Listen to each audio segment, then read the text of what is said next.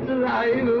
It's alive! It's alive! It's alive! Hello, everybody. This is Gus from Askewed Reviews. And today is Saturday, which means that it's a new episode of Cinema Society Saturday. Now, if you don't already know what that is, this is where a group of us who absolutely love horror movies have all come together as a group. And now what we do is every week we are randomly given a theme. We then partner up, give our partner a movie that fits within the theme, and then we review that film for all of you. Now, the theme for this week, which you may have put together due to the intro that I had, are horror movies that are about being brought to life. That's right, so these are movies where things that normally aren't alive are given life. Now, for this week, I was actually lucky enough to get two partners. My first partner was Lilith the Librarian, and if you're not already following her, definitely go and do so. She has some really fun and interesting content. Not only does she review for movies, but also for books as well, so check all of that out.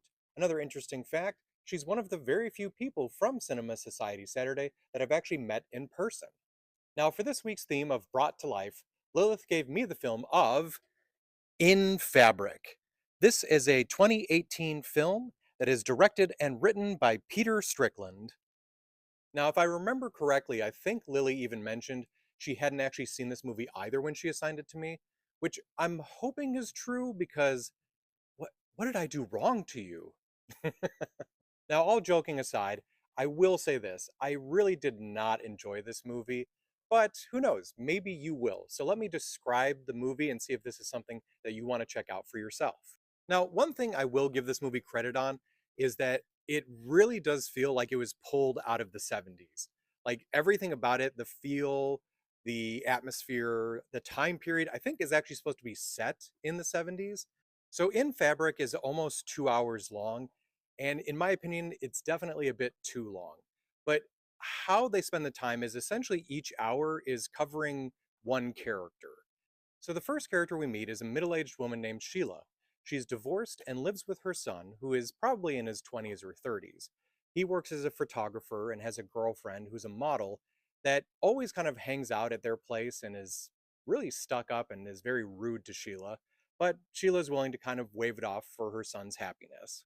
Sheila is a very loving mother, but she does want to find love for herself now that she is divorced. So she ends up being able to find a date through some sort of, I think it's a newspaper advertisement or some sort of dating service. So she wants to look good. She heads off to a department store to find a new dress. While at this store, which this is one of the weirdest stores ever, like it's just very strange. Everyone working there is creepy, weird, and also very stuck up. She does end up finding this really beautiful red dress. She buys it and wears it for her date. Now, some weird things start to happen. She gains a rash from the dress. Some very strange things happen that only the audience notices as the dress seems to have some sentience and is actually floating around and potentially trying to murder other people, maybe? It's a little questionable with that. So I won't say much more about her part of the story in case you end up watching this. But like I said, there's also the second half of the movie where we meet a character named Reg. Now, Reg is a very meek individual who works as a repairman for washers and dryers. Now, he's going on this bachelor party with some of his friends, and then they find the red dress and make him wear it as part of the party. So he's being hazed completely because everyone seems to walk on him like he's a doormat.